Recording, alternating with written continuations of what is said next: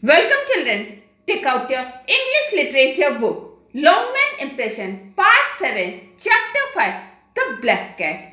In the bazaar of one of our hill station is an old junk shop, dirty, dingy and dark, in which I often potter about looking for old book or Victorian bric-a-brac. Now, through this story, the narrator is saying that in a hill station, means the place where narrator lives in a hill station, and in the bazaars, in a hill station in the bazaar, there's an old junk shop. Junk item means very old material, old things. The shop sells. The shop is very dirty, very shabby looking, and even dark. And the narrator always goes to the shop and often looks for old books or the Victorian bric-a-brac. What does this bric-a-brac means? This bric-a-brac means some decorative items which have very little value. Sometimes one comes across useful household items, but I do not usually notice this. Sometimes some people they find some very useful household item, but the narrator had never found any, never noticed any useful things. I was, however, attracted to an old but well preserved broom standing in a corner of the shop. Narrator, he was attracted. He got attracted while looking at an old, quite well preserved broom. It was kept in the corner of a shop.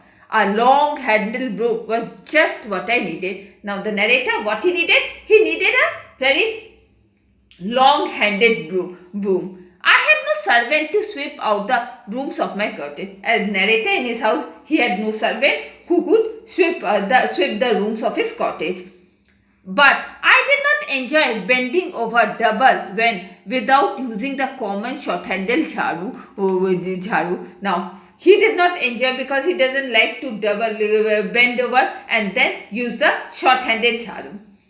The old broom was priced at 10 rupees. The shopkeeper told that the cost of the old broom, it was 10 rupees. I haggled with the shopkeeper and got it for 5. Now the narrator haggled with, means narrator bargained with the shopkeeper and got the broom at 5 rupees. It was a strong broom full of character, and I used it to good effect almost every morning. Now this broom, it had a very strong handle, full good character, and often the narrator used it to have some good effect during the morning time.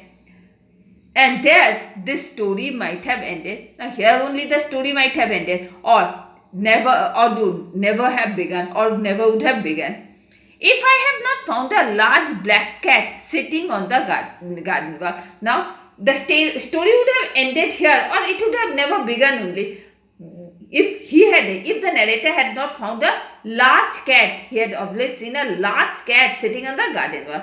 The black cat had bright yellow eyes, and it gave a long penetrating look. And though it was summing up my possibilities as a exploitive man. Now, the black eye cat. What was his appearance? The black eye cat, it had very bright yellow eyes. Always used to give a surprising look, and as if it was to summon all the narrator's possibilities and then exploitive human beings. Means as if the character of the cat, as he used to give the cat used to give such a looking as if he wants to exploit the narrator. Though it meowed once or twice, though it made sound very rare, that is once or twice only, I paid no attention. I did not care much for cats. Now, the narrator never paid it attention, and because he never cared much for cats. But when I went indoors, I found the cat had followed and begun scratching at the pantry door. But what happened? When the narrator went inside, what happened? He found that the cat, it had followed the narrator, and then what it started scratching at the kitchen door. The man, it must be hungry, I thought, and gave it some milk. Now the narrator thought that the cat might be hungry, and so he gave the cat some milk. The cat lapped up the milk, purring deeply all the while, and then sprang on a cupboard and made itself comfortable. Now cat, what it did? It drank up all the milk, and then what happened? It sprang on the cupboard and made and sat comfortably there. Found a comfortable place and then sat there. Well, for several days there was no getting rid of the cat. Now, this thing happened continued for several days, and the narrator didn't find any way that how he would get rid of this cat. It seemed completely at home. Now the cat was looking as if it is completely, means cat had become completely at home. That means it was looking as if the cat has become fully tamed and merely tolerated my presence in the house, and very rare he could tolerate the narrator's presence in the house. It was more interested in my broom than me, but the cat, instead of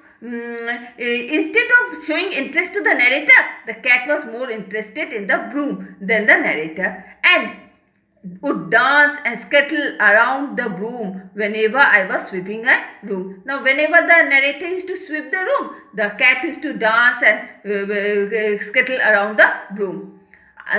And when the broom was resting against the wall, the cat would settle up to it, purring loudly. And when after sweeping the room, narrator used to keep the broom for resting against the wall, and the cat used to walk steadily in a steady manner up to the broom, and there it used to make some loud noises. A cat and a broomstick. The combination was suggestive, full of possibility. Now, a cat and broomstick. This is a very suggestive combination, as it was full of possibility. The cottage was old, almost 100 years old, and I wondered about the kind of tenant it might have had during the long years. Now, the cottage in which the narrator used to live, it was very old, near about 100 years old, and the narrator always used to wonder about the kind of tenant about the tenants who had lived in the cottage throughout these long years.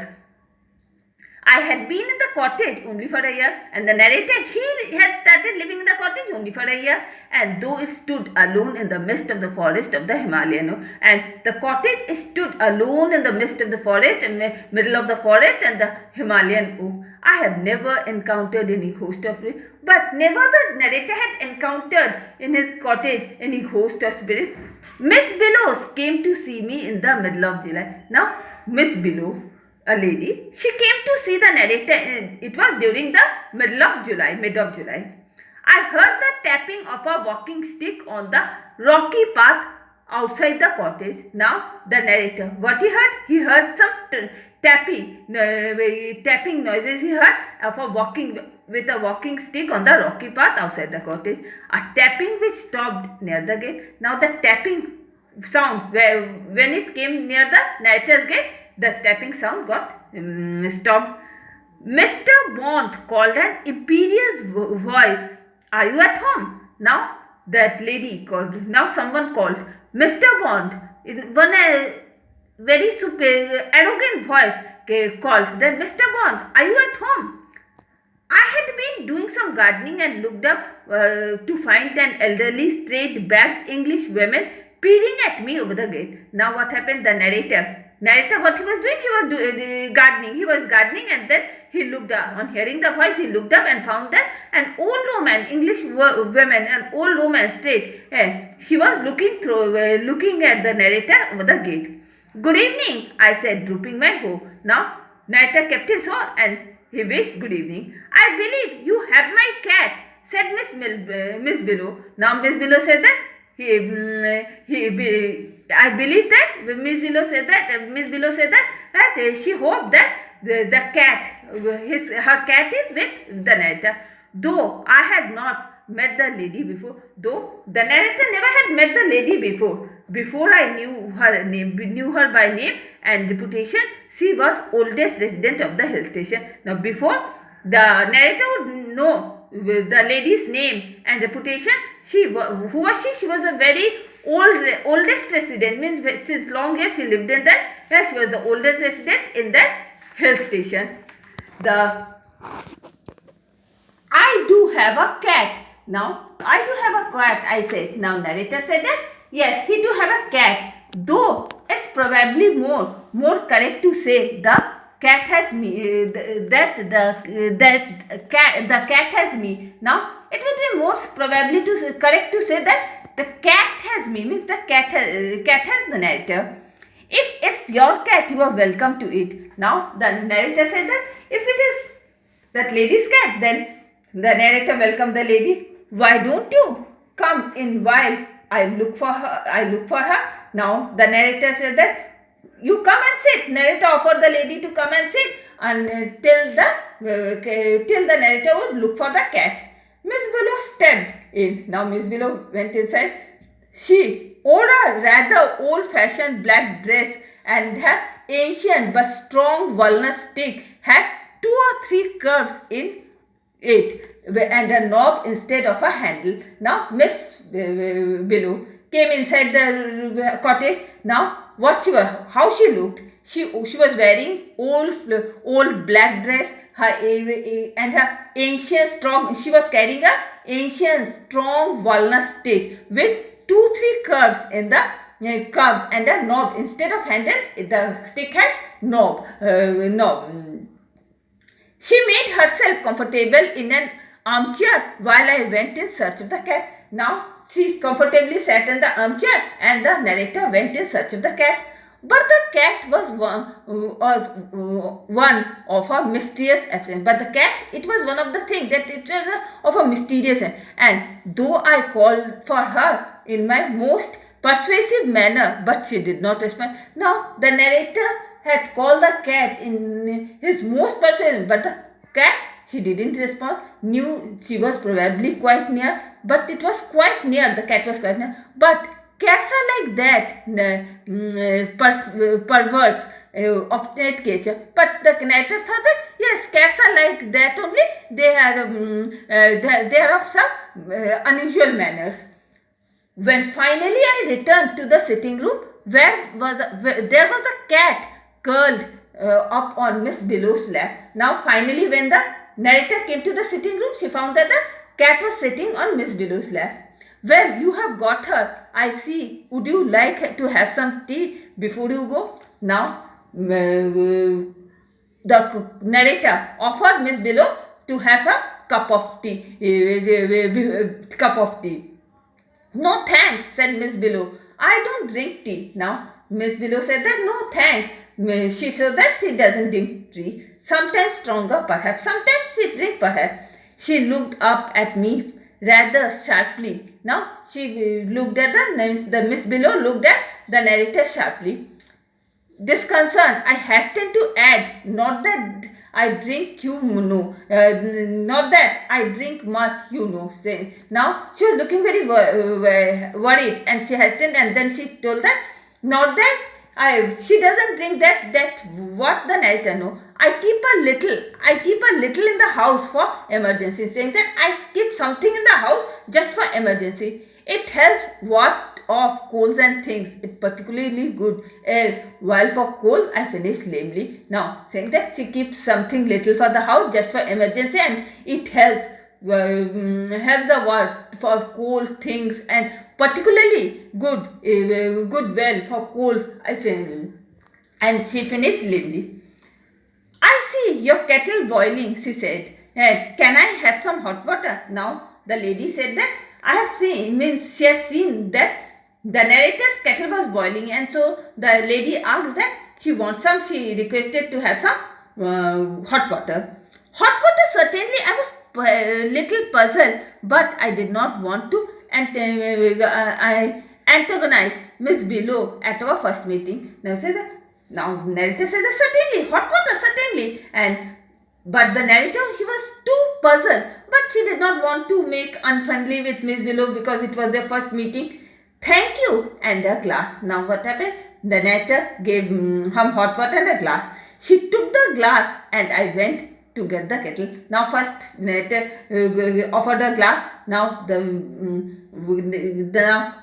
lady took the glass and the narrator went inside to get the kettle. From the pocket of a voluminous dress, she extracted 2 little packets similar to those containing chemist powder. Now, from her large and loose dress, she took out two small packets, from her pocket, and it was just like chemist powder. Contains Packets was looking as if it contains some chemist powder. Opening both the packets, she poured first a purple powder and then a crimson powder into the glass. Now, after opening both the packets, the lady poured the first powder that was purple in color and then a crimson colored powder into the glass. Nothing happened. Now the water, please, she said, saying that now give me the water. The lady requested. It's boiling hot, saying that it's boiling. Never mind. I poured the boiling water into her glass. Now, narrator, what he did? He poured the boiling water into her glass, and then there was a terrific fizzing and bubbling as the frothy duff rose to him. Now, as soon as the narrator poured the water in the water, there was a terrific fizzing and bubbling, and there was a stuff rose from the rim. It gave off a horrible stench and giving a horrible smell. No, the potion was so hot that I thought it would crack the glass. Now the potion, it was so hot that the narrator thought that this would make a crack in the glass. But before this could happen, Miss Below put it into her lips and drank the content. But before it could happen, anything could happen, Miss Below, she put it on her lip and she drank the full content. I think I'll be going now, she said, putting the glass down and smacking her lip. Now, after drinking, Miss Below said that she wanted to go. She wanted to take leave, and then she put the glass down and she was smacking her lip. The cat tail in the ear voiced disagreement. Now, cat's tail, it was also in the ear, and as if the cat was agreeing with Miss Below, said Miss Below, I am much obliged to you, young man. Now, before going, Miss Below said that she was much obliged to the young man. Don't mention it, I said humbly, always at your service. Now, at a humble request, he said that don't say, and in a humble voice, the narrator said that not forget to mention that, and he even said that always he will be at her service. She gave me a thin bony hand and held mine in an icy grip. Now what happened? Now the narrator shook hand with Miss Below shook hand with the narrator, whose hand seems to be too icy. I saw Miss Below and the black cat to the gate. Now the narrator saw Miss Below and the black cat to the gate and turned pensively to my sitting room. And then what happened? Then returned with deep thought into the sitting room. Narrator returned back. Living alone was the beginning to tell all my nerves and emotions. Now, when he was narrator used to live alone in his house, and it was beginning to tell that he was quite nervous and quite imaginative. I made a half-hearted attempt to laugh at my fancy. Now, he wanted to laugh at his own fancy, but the laugh stuck at but he couldn't laugh because the laugh stuck at his toe. I couldn't help noticing that the broom was missing in the... Now, he didn't notice, the narrator didn't notice that the broom in the corner of his house was missing. I dashed out of the cottage and looked up and down the path. Now what happened? He went out of the cottage and looked up and down the path. There was no one to be seen, but he couldn't see anyone. In the gathering darkness, I could hear Miss Below's laughter followed by a snatch of snore. Now, in the midst of laughter, what happened? The narrator could hear Miss Below's laughter, and it was followed by a song. With the darkness round me growing and the moon behind my head. What we are singing? With the darkness is growing around the Miss Below, and the moon is behind her head. You will soon have trouble knowing which is which, which cat. Saying that soon you are going to have some trouble, and which is has and which is has cat, which is a witch and which cat. Sometimes whirl over like a Diwali rock. Sometimes it got whirl just like a Diwali rock. I looked up and saw them silhouetted against the rising moon. Now The narrator looked out and saw they were surrounded in the light. They were surrounded in the light against the rising moon. Miss Willow and her cats riding away on my way. What they saw? To his surprise, to the narrator's surprise, narrator saw Miss Willow and the cat both were sitting on the broomstick and was riding through the air. Now revise this chapter again. Take out your diary and write the black impression book, the black cat, explain, homework, revise it again. And with this, I am ending my today's class. Goodbye.